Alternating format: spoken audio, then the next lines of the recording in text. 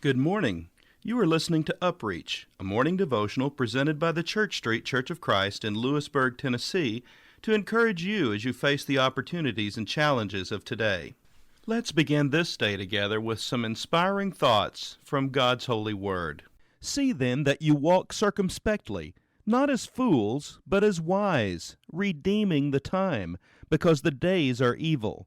Therefore do not be unwise, but understand what the will of the Lord is. Colossians chapter 3, verses 15 through 17.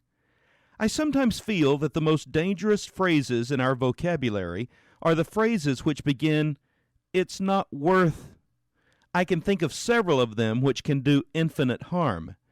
The other day I found myself well behind in my work. I had to go out for an appointment.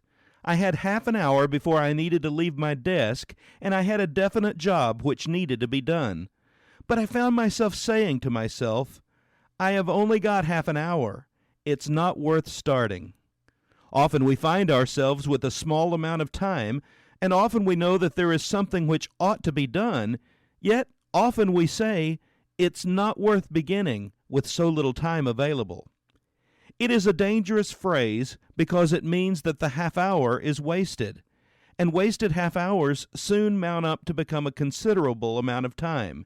If we work a 5-day week and we waste half an hour each day, that is 2.5 hours. Over a year, that is 130 hours, and 130 hours is not much short of a week. A whole week's time and work wasted and gone.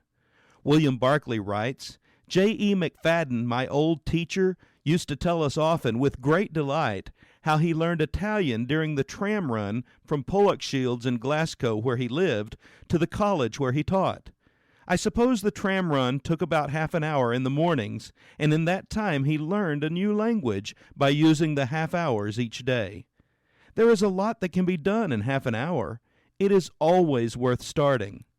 Sometimes we say, it is not worth trying. It may be that we think that the job is too big for us. It may be that we think that the resources which we bring to it are too small to be in any way effective. We know we ought to try, but we salve our conscience by saying, it is not worth trying. Robert Louis Stevenson was a sick man, and he knew that he had not very long to live.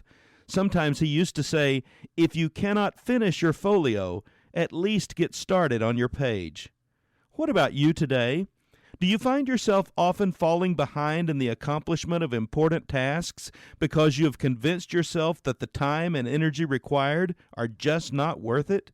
Why not ask God today to give you the motivation you need to apply yourself to the important tasks of this day? This has been UpReach, a presentation of the Church Street Church of Christ in Lewisburg, Tennessee. I am Kyle Bolton, the pulpit minister at Church Street, and I would like to personally invite you to come and share times of Bible study and worship with us each week. We meet every Sunday at 9 o'clock a.m. for our morning worship, followed by our Sunday school for all ages at 10:15 a.m. Then we meet again at 6 o'clock p.m. for our evening worship.